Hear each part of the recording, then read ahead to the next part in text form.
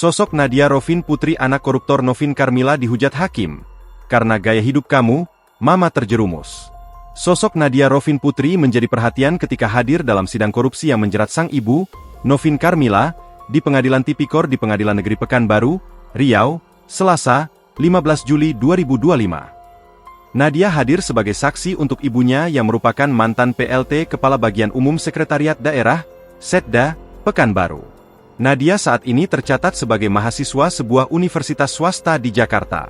Ia baru masuk sebagai mahasiswa Fakultas Ilmu Politik dan Pemerintah pada tahun ajaran 2024-2025 lalu. Ia memiliki akun TikTok bernama Nadia Arofin yang saat ini sudah tak lagi aktif. Nadia terakhir kali mengunggah video di akun TikToknya itu pada 31 Maret 2019. Saat hadir sebagai saksi untuk ibu, Nadia beberapa kali membuat Hakim Delta tamtama keheranan dengan gaya hidupnya.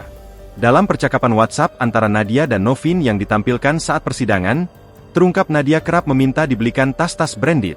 Tas-tas branded itu termasuk Prada, Louis Vuitton, LV, hingga Gucci, yang semua harganya di atas 20 juta rupiah. Hebat kamu ya. Mama kamu di mana? Kamu di mana? Tapi ngurus uang ratusan juta. Hati-hati kamu ya. Karena gaya hidup kamu, mama terjerumus, kata Hakim Delta, Selasa, dilansir tribunpekanbaru.com. Seolah tak cukup, Nadia juga meminta kepada Novin agar dirinya dibelikan mobil BMW.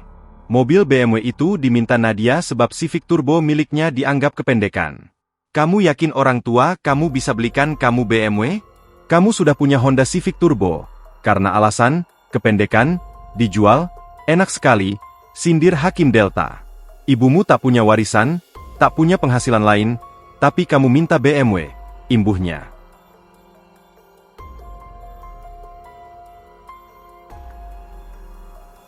Download Tribun X sekarang, menghadirkan lokal menjadi Indonesia.